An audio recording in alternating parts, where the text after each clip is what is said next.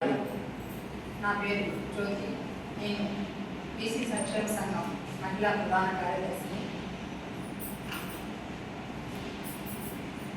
ఈరోజు ముఖ్యంగా ఇక్కడ ప్రెస్ మీట్ పెట్టడం ఒక ఉద్దేశం ఏమంటే, ఈ మధ్య ప్రవచనకర్త గరికపాటి గారు ఈ మధ్య మధ్యాహ్న భోజనం గురించి కొన్ని వాక్యాలు చెప్పడం జరిగింది.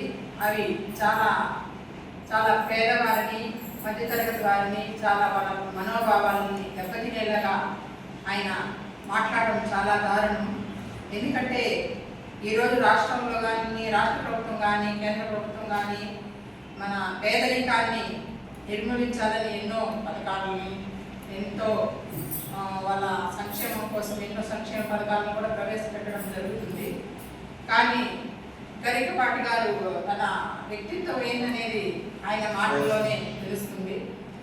ఎందుకంటే ఇది ఒక పొలిటికల్ లీడర్స్ కానీ, ఒక సెలబ్రిటీస్ కానీ, ఇట్లా ప్రవచన కర్తలు కానీ అలాంటి వాళ్ళు ఒక మాటని మాట్లాడేటప్పుడు ఎంతో ఆలోచించి మాట్లాడాలి. ఎందుకంటే ఇది సమాజంలో ప్రతి ఒక్కరు కూడా ఆయన ప్రవచనాలు వింటూ ఉంటారు.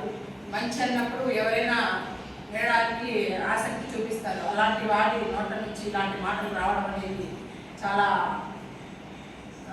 దారుణంగా పరిగణిస్తున్నాము. ఇలాంటి వ్యాఖ్యల్ని ఎంత మాత్రం సహించేది లేదు. మేము తీవ్రంగా మా బీసీ సంక్షేమ సంఘం తరఫున తీవ్రంగా ఖండిస్తున్నాము.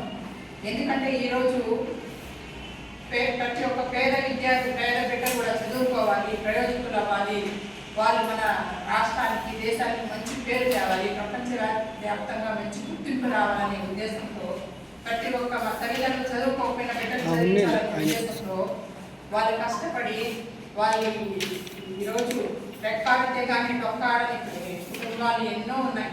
అలాంటి కుటుంబాల నుంచి ప్రతి బిడ్డని చదివించాలి, ప్రతి బిడ్డని ప్రయోజకురాలు చేయాలి అని తల్లిదండ్రులు ఎంతో తపన పడుతున్నారు.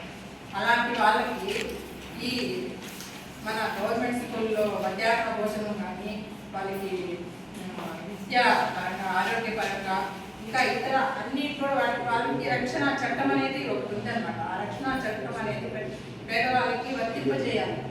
వాళ్ళు ఈరోజు ప్రపంచ వ్యాప్తంగా చూడారు.